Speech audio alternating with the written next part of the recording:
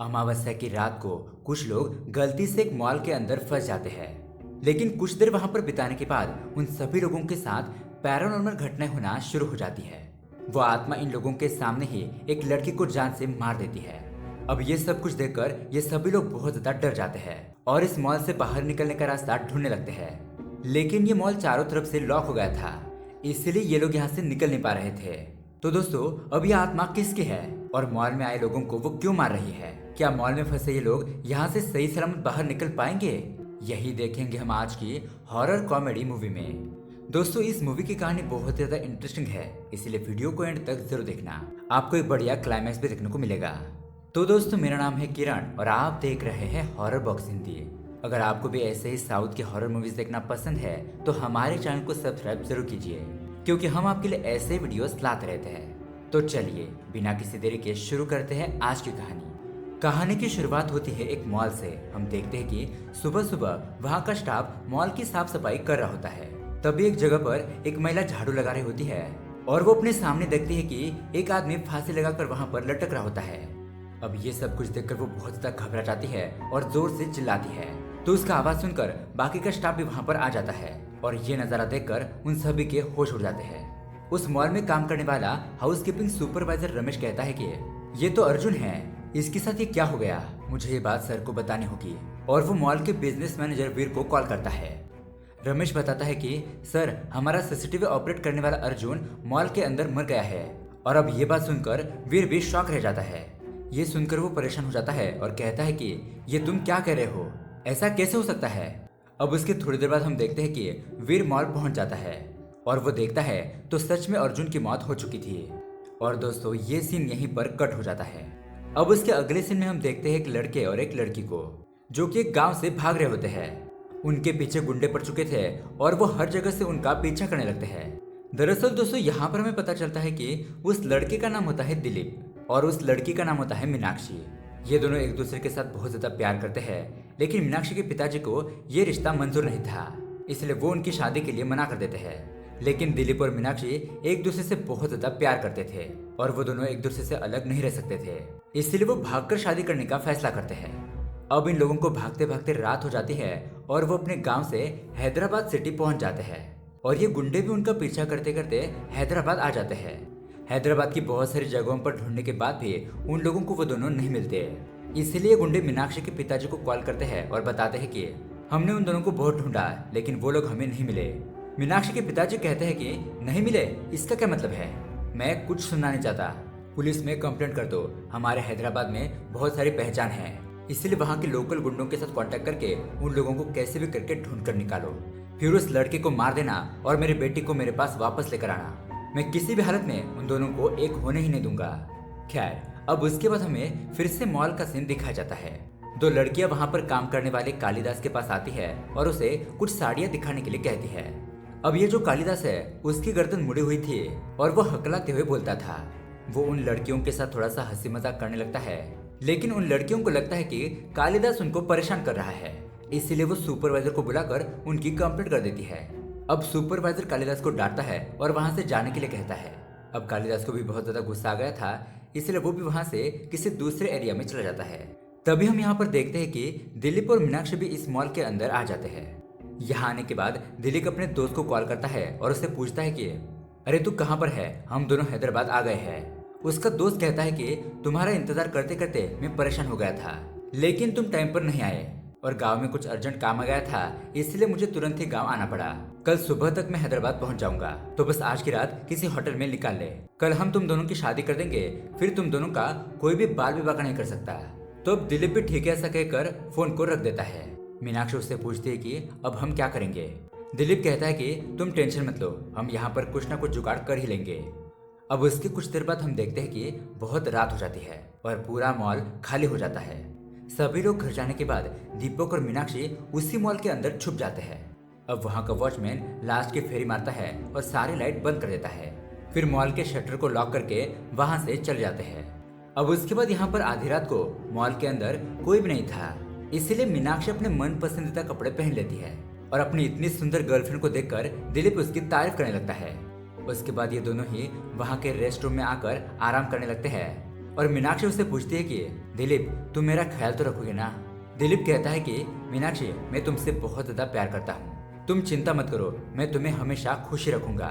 अब ये दोनों थोड़ा रोमांस कर ही रहे होते हैं कि तभी अचानक उन्हें नीचे से किसी पायल की छन छन आवाज सुनाई देती है और हम यहाँ नीचे अंधेरे में किसी साय को देख पाते हैं। मीनाक्षी दिलीप से कहती है कि मुझे लगता है कि नीचे कोई है, हमें नीचे जाकर देखना चाहिए। इसलिए ये दोनों नीचे आकर इधर उधर देखने लगते हैं, लेकिन उन्हें वहां पर कोई भी नहीं मिलता। लेकिन तभी अचानक वहां की लाइट अपने आप ही ब्लिंक होने लगती है। अब ये दोनों बैटरी लेकर ढूंढते ढूंढते आगे आते हैं तो उनके पीछे कोई खड़ा है ऐसा एहसास उन्हें होने लगता है। और जब ये दोनों पीछे मुड़कर देखते हैं तो वहां पर शंकर नाम का एक आदमी अजीब ही गेटअप में खड़ा होता है। दिलीप उसे पकड़कर पूछता है कि तुम कौन हो और यहाँ पर क्या कर रहे हो। शंकर बताता है कि मैं एक आर्टिस्ट हूँ और नाटक में काम करता हूँ और हमारे नाटक के लिए जो भी सामान चाहिए था वही चुराने के लिए मैं इस मॉल में आया हूँ। अब उसके बाद शंकर उनसे पूछने लगता है कि तुम दोनों यहाँ पर क्या कर रहे हो।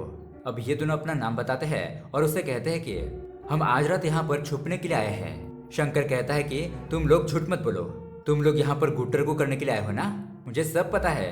दिलीप कहता है कि अरे ये तू क्या बकवास कर रहा है, लेकिन शंकर इन दोनों की बातों पर यकीन करने के लिए तैयार नहीं था। तो मीनाक्षी उससे पीछे छुड़ाने के लिए अपने शरीर के अंदर एक आत्मा के आने का नाटक करती है और शंकर को डरा देती है। शंकर भी मीनाक्षी को देखकर बहुत ज्यादा डर जाता है और वहां से भाग जाता है। अब उसके बाद ये दोनों कुछ ज्वेलरी लेने के लिए मॉल के उस हिस्से में आ जाते हैं। तब मीनाक्षी दिलीप से कहती है कि दिलीप सच में यहाँ पर भूत तो नहीं होंगे ना। दिलीप कहता है कि जहाँ पर एक भूत हो वहाँ पर दूसरे भूत नहीं आते। मीनाक्षी पूछती है कि अच्छा पहला भूत कौन है। दीपक कहता है कि अरे तुम और कौन। अब ये दोनों ऐसे ही हंसी मजाक कर रहे होते हैं, लेकिन तभी अचानक उनके सामने एक रेड कलर की बोतल आ जाती है और उसके अगले पल एक डरावनी आकृति उनके ऊपर हमला कर देती है। मीनाक्षी उसे देखकर बहुत ज्यादा डर जाती है और चिल्लाते हुए वहां से भाग जाती है। लेकिन दिलीप उस आकृति को पकड़ता है और उसका मास्क हटाता है और दोस्तों हम देखते हैं कि वो और कोई नहीं बल्कि शंकर होता है। शंकर कहता है कि तुम्हारे गर्लफ्रेंड ने मुझे डराया था, इसलिए मैंने भी उसे डरा दिया। अब ये देखकर दिलीप को बहुत ज्यादा गुस्सा आ जाता है और वो उसे कहता है कि अगर मेरी मीनाक्षी को कुछ हो गया ना तो मैं मार मार कर तुम्हारी हड्डी पसली एक कर दूंगा। शंकर कहता है कि शांत ब्रो शांत, उससे कुछ नहीं होगा, चलो हम उसे ढूंढते हैं। अब ये दोनों उसे ढूंढते हैं और मीनाक्षी वहां पर एक जगह पर छुपी हुई होती है। दिलीप उसे कहता है कि डरो मत, बाहर आ जाओ, ये तो शंकर हमारे साथ मजाक कर रहा था। अब ये पता चलने के बाद मीनाक्षी शंकर के ऊपर गुस्सा करने लगती है, लेकिन तभी उन्हें वहां पर कहीं से पानी के गिरने की आवाज आने लगती है और अब ये लोग उस जगह को ढूंढने लगते हैं। दिलीप देखता है कि वॉशरूम का नल किसी ने पूरी तरीके से बंद नहीं किया था, इसीलिए उसमें से एक एक बूंद पानी गिर रहा था और इन लोगों को इसी की डरावनी आवाज सुनाई दे रही थी। और अब ये देखकर ये तीनों थोड़ा सा रिलैक्स हो जाते हैं कि यहाँ पर कोई भूत नहीं है। लेकिन तभी उन्हें वहां पर कुछ बॉक्सेस गिरने की आवाज आती है। अब ये लोग उस आवाज की तरफ जाते हैं और एक कमरे के अंदर आ जाते हैं। दीपक वहां के बॉक्सेस को हटाता है और ये लोग देखते हैं कि वहां पर एक लड़की को बांधकर किसी ने रखा गया था। अब ये लड़की उन्हें अपना नाम रिया बताती है। मीनाक्षी उसे पानी पिलाती है और उससे पूछती है कि तुम यहाँ पर कैसे आ गई और तुम्हें बांध कर क्यों रखा गया था। वो बताती है कि मेरा नाम रिया है और मैं यहाँ पर अपनी फ्रेंड सौम्या से मिलने के लिए आई थी। सौम्या इसी मॉल में काम करती है और वो पिछले कुछ दिनों से मुझे बहुत ज्यादा परेशान लग रही थी। 2 दिन हुए लेकिन मेरी उससे मुलाकात नहीं हुई थी, इसलिए मैं उससे मिलने के लिए यहाँ मॉल में आ गई थी। लेकिन यहाँ पर आने के बाद वो मुझे कहीं पर भी नहीं मिली। जब मैं उसे एक जगह पर ढूंढ रहा था तो मैं अचानक ही बेहोश होकर गिर गया और उसके आगे क्या हुआ ये मुझे पता नहीं। अब उसके कुछ देर बाद ये लोग एक जगह पर बैठ जाते हैं, लेकिन शंकर रिया को पटाने की कोशिश करने लगता है, लेकिन रिया उस पर गुस्सा हो जाती है और उससे चुप रहने के लिए कहती है। लेकिन शंकर भी उससे नाराज होकर वहां से चला जाता है। फिर वो उस मॉल में रखे हुए अलग अलग कपड़े पहनकर उसे ट्राई करने लगता है। तभी अचानक वहां पर लाइट चली जाती है। वो एक पुतले के पास आकर बैठ जाता है और अपने आप से ही बातें करने लगता है कि मैं इन कपड़ों में कितना ज्यादा हैंडसम लग रहा हूँ।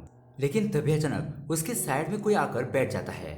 शंकर को लगता है कि ये रिया होगी, इसलिए वो उसे पीछे मुड़ने के लिए कहता है। लेकिन दोस्तों जब वो पीछे मुड़कर देखती है तो उस भयानक आत्मा का चेहरा देखकर शंकर तो बहुत ज्यादा डर जाता है और वहां से भागने लगता है। भागते भागते वो इन 3 लोगों के पास पहुंचता है और उन लोगों से कहने लगता है कि प्लीज वहां पर मत जाओ, वहां पर भूत है।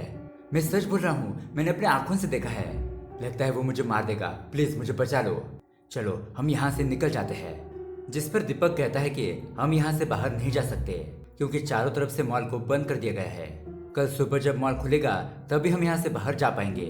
देखो शंकर, तुम डरो मत, चलो हम वहाँ पर जाकर देखते हैं कि वहाँ पर कौन था। अब ये लोग वहाँ पर जाते हैं तो उन्हें वहाँ पर एक पुतला दिखाई देता है। दीपक कहता है कि इसी पुतले को देखकर तुम घबरा गए होगे, तो ज्यादा परेशान मत हो। लेकिन अब तभी उन्हें वहाँ पर एक लड़की के रोने की आवाज सुनाई देती है। वो आवाज स्टोर रूम की तरफ से आ रही थी, इसलिए ये लोग उस कमरे का दरवाजा ओपन करते हैं। अंदर जाने के बाद उन्हें वहाँ पर एक रोती हुई लड़की दिखाई देती है। दिलीप उसके पास जाता है और वो लड़की मुड़कर उन्हें देखती है और जोर से चिल्लाने लगती है। कहती है कि प्लीज प्लीज मुझे मत मारो। दिलीप कहता है कि तुम्हें यहाँ पर कोई भी कुछ नहीं करेगा। तभी रिया उसे देखती है और कहती है कि अरे सौम्या, तुम यहाँ पर क्या कर रही हो और तुम्हारी हालत किसने की? ऐसा कहते हुए वो उसे गले लगाती है। अब वो बहुत ज्यादा घबराई हुई थी, इसलिए वो पीने के लिए पानी मांगती है और ये लोग उसे बाहर लाकर पानी पिलाते हैं। उसके बाद सौम्या उन्हें बताने लगती है कि अर्जुन, और इतना कहकर वो रोने लगती है। लेकिन दोस्तों तभी अचानक उसे पीछे से कोई अदृश्य शक्ति खींच लेती है और उसके अगले ही पल हम देखते हैं वो आत्मा सौम्या को ऊपर से नीचे गिराकर मार देती है। अब अपनी आंखों के सामने सौम्या को मरता हुआ देखकर ये सभी लोग बहुत ज्यादा घबरा जाते हैं और उस मॉल से बाहर निकलने के लिए एक बड़ा सा रॉड लेकर उस शटर को ओपन करने की कोशिश करने लगते हैं। लेकिन दोस्तों इसका कोई भी फायदा नहीं होता। तभी उन्हें वहां पर किसी के फोन के बजने की आवाज सुनाई देती है और यहाँ हम इस तरफ देखते हैं कि वो फोन मॉल में काम करने वाले कालिदास का होता है। सुबह उसने उन दो लड़कियों के साथ झगड़ा करने के बाद बहुत ज्यादा शराब पी ली थी और वो यहाँ पर आकर बेहोश हो गया था। तो अब कालिदास को फिर से शराब चाहिए होती है।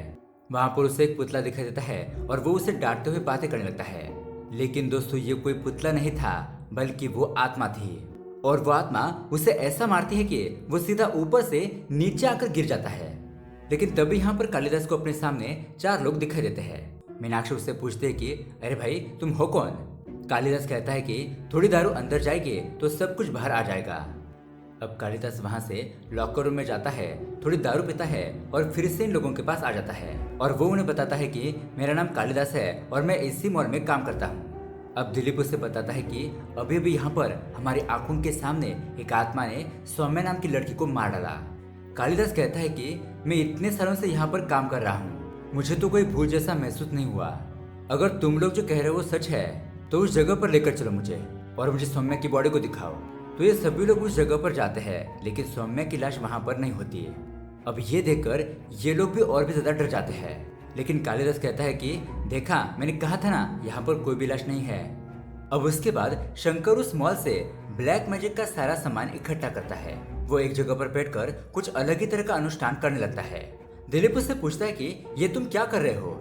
शंकर कहता है कि तुम बस देखते जाओ, मैं उस आत्मा को यहाँ पर बुला कर ही रहूंगा, उसे इस बॉटल के अंदर कैद कर लूंगा और हम यहाँ से आजाद हो जाएंगे। अब उसके बाद शंकर कुछ मंत्र पढ़ने लगता है और वहाँ की लाइट अपने आप ही फ्लिकरिंग करने लगती है। ये देखकर सभी लोग डर जाते हैं और वहाँ से भाग जाते हैं। उस जगह पर अब अकेला शंकर ही मौजूद होता है। तभी हम देखते हैं कि वो आत्मा शंकर के सामने प्रकट हो जाती है। अब उस आत्मा को सच में अपने सामने देखकर शंकर तो बहुत ज्यादा घबरा जाता है। दरअसल उसे कोई ब्लैक मैजिक नहीं आता था और वो बस यहाँ पर नाटक कर रहा था। अब वो डरते हुए उस आत्मा से कहता है कि हे आत्मा, प्लीज तुम इस बॉटल के अंदर चली जाओ। लेकिन अब उस आत्मा को बहुत ज्यादा गुस्सा आ चुका था। वो आत्मा इन सभी लोगों के ऊपर जानलेवा हमला करती है और अब वो कालिदास के ऊपर हमला करने ही वाली थी कि तभी उसके पीछे दिलीप आकर उसके सर पर वार कर देता है और तभी यहाँ पर लाइट भी आ जाती है। और दोस्तों यहाँ पर आता है बहुत बड़ा ट्विस्ट। दरअसल ये कोई आत्मा नहीं बल्कि इंसान ही होता है। अब दिलीप जब उसका चेहरा धोता है तो कालिदास उसे देखकर कहता है कि अरे ये तो हमारे वीर सर है। अब ये लोग उसके चेहरे पर स्प्रे मारते हैं और उसे होश में लाते हैं। दिलीप उसके हाथ पकड़कर उसे पूछता है कि बताओ तुम कौन हो और हमें मारना क्यों चाहते हो? तो वह आदमी कहता है कि मेरा नाम वीर है, मैं ही इस मॉल का बिजनेस मैनेजर हूँ। अब दोस्तों कहानी जाती है फ्लैशबैक में, जहाँ पर हम वीर और उसकी बचपन की घटना को देखते हैं। एक दिन उसके पिताजी उससे एक ज्योतिष के पास लेकर गए। ज्योतिष वीर का हाथ देखता है और कहता है कि इसे थोड़ी देर के लिए आप बाहर भेजो और वीर बाहर चला जाता है। उसके बाद ज्योतिषी उसके पिताजी को बताते हैं कि आपके बेटे का जन्म हुआ था तब अशुभ ग्रह दोष चल रहा था जो कि आपके बेटे के कुंडली में भी आ गया। इसका असर ऐसे होगा कि आपके बेटे के करीब जो भी आएगा उसके कुछ ही दिनों में मौत हो जाएगी। आपके बेटे को हमेशा अकेला ही रहना होगा, वो जिससे भी प्यार करेगा वो उसे खो देगा।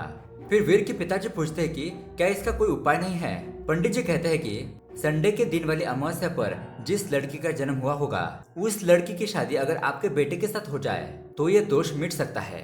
तब उसके पिताजी ठीक है ऐसा कहकर वीर को वहां से ले जाते हैं। लेकिन उसके कुछ दिनों के बाद वीर के पिताजी की अचानक मौत हो जाती है और ये घटना होने के बाद वीर बिना परवरिश के बड़ा हो जाता है। उसके साथ ऐसी बुरी चीजें होती रहती थी, इसलिए वो बहुत ज्यादा रूड भी हो जाता है। तब उसके बाद वीर बहुत सारी लड़कियों की कुंडलियां देखता है और देखता है कि कौन संडे की अमावस्या के दिन पैदा हुआ है, लेकिन उसे ऐसी एक भी लड़की नहीं मिलती। तभी उसके ऑफिस में सौम्या नाम की एक लड़की काम करने के लिए आती है। उसका बॉयफ्रेंड अर्जुन भी इसी मॉल में काम करता है। अब ऐसे ही एक दिन वीर सौम्या के जन्म तारीख को चेक करता है तो वो ठीक अमावस्या पर रविवार के दिन पैदा हुई थी। इसलिए वीर अब उससे शादी करने की ठान लेता है। वो सौम्या को एक दिन अपने केबिन में बुलाता है और उसे कहता है कि मैं तुमसे शादी करना चाहता हूँ और मुझे ना सुनने की आदत नहीं है, इसलिए तुम हाँ कह देना। लेकिन दोस्तों सौम्या तो ऑलरेडी अर्जुन से प्यार करती थी, इसलिए वो ये शादी करने के लिए मना कर देती है। अब ऐसे ही एक हफ्ता बीत जाता है और वीर संडे के दिन जानबूझकर सौम्या को कॉल करता है और ऑफिस आकर कुछ फाइल्स देकर जाने के लिए कहता है। सौम्या पहले तो मना करती है, लेकिन वीर उसे कहता है कि अगर तुम आज फाइल लेकर नहीं आई तो मैं तुम्हें काम से निकाल दूंगा। इसलिए ना चाहते हुए भी सौम्या को मॉल में जाना ही पड़ता है। लेकिन जाने से पहले वो अपने बॉयफ्रेंड अर्जुन को कॉल करके ये सब कुछ बता देती है कि वीर सर मुझे आज छुट्टी के दिन उनका ऑफिस बुला रहे हैं, मुझे डर लग रहा है। अर्जुन से कहता है कि तुम आगे चली जाओ, मैं थोड़ी देर के बाद वहां पर पहुंचता हूँ। अब सौम्या वहां पर पहुंचती है तो वो फिर से उसे अपने साथ शादी करने के लिए कहता है, लेकिन फिर भी सौम्या नहीं मानती। इसलिए वीर उसके साथ जबरदस्ती करने लगता है। इतने में ही वहां पर अर्जुन पहुंचता है और उन दोनों के बीच बहुत ही जबरदस्त फाइटिंग होती है। लेकिन तभी वीर के हाथों एक हॉकी स्टिक लगती है और वो अर्जुन के सर पर वार कर देता है, जिस वजह से अर्जुन के सर पर बहुत बड़ी चोट लग जाती है और उसकी ऑन द स्पॉट मौत हो जाती है। अब अमावस्या आने के लिए अभी 2 दिन बाकी थे, इसलिए वीर सौम्या को बंद करके इस मॉल में ही रखता है और अर्जुन की लाश को मॉल में फांसी लगाकर लोगों को ये दिखाता है कि अर्जुन ने पैसों की टेंशन में आकर खुद ही आत्महत्या कर ली। और दोस्तों अब आज की रात ही अमावस्या की रात होती है। वीर आज सौम्या के साथ शादी करने वाला होता है, लेकिन आज ही की रात ये सभी लोग उस मॉल के अंदर आ जाते हैं। लेकिन यहाँ पर वीर ने बनाया हुआ एक भी काम पूरा नहीं होता और वो आत्मा बनकर इन लोगों को यहाँ से डराकर भगाने की कोशिश करता है। लेकिन यहाँ पर होता यह है कि उसकी ही सच्चाई सब लोगों के सामने आ जाती है। अब दोस्तों उसके अगले दिन हम देखते हैं मॉल ओपन हो जाता है और पुलिस वहां पर आकर वीर को गिरफ्तार करके ले जाती है, क्योंकि उसने अर्जुन को मार दिया था। उसके बाद हम देखते हैं कि ये सभी लोग मिलकर दिलीप और मीनाक्षी की शादी एक मंदिर में करवा देते हैं। लेकिन तभी वहां पर मीनाक्षी के पिताजी गुंडों को लेकर पहुंच जाते हैं। लेकिन इतने में वहां पर पुलिस भी आ जाती है, क्योंकि पुलिस को यहाँ पर दिलीप ने ही बुलाया था। पुलिस मीनाक्षी के पिताजी को कहती है कि अब आप लोग इन दोनों का कुछ भी बिगाड़ नहीं सकते, क्योंकि अब वो कानूनी तौर पर शादी करके एक हो गए हैं। उसके बाद पुलिस अच्छे तरीके से मीनाक्षी के पिताजी को समझाती भी है कि आपको इन दोनों को जान से मारकर क्या ही हासिल हो जाएगा, आप अपनी बेटी की खुशियां देखिए। दिलीप जैसा प्यार करने वाला साथी उसे मिला है और वही उसे खुश रख पाएगा, इसलिए आप भी इस शादी के लिए मान जाइए। और दोस्तों फाइनली मीनाक्षी के पिताजी इस शादी के लिए मान जाते हैं और उन दोनों को आशीर्वाद भी दे देते हैं। इसी के साथ दोस्तों ये हॉरर कॉमेडी मूवी यहीं पर एंड हो जाती है। तो दोस्तों ये मूवी आपको कैसी लगी हमें कमेंट करके जरूर बताइएगा। साथ ही ऐसे ही अमेजिंग मूवी देखने के लिए हमारे चैनल को सब्सक्राइब जरूर कीजिए। मिलते हैं अगली वीडियो में। Thanks for watching.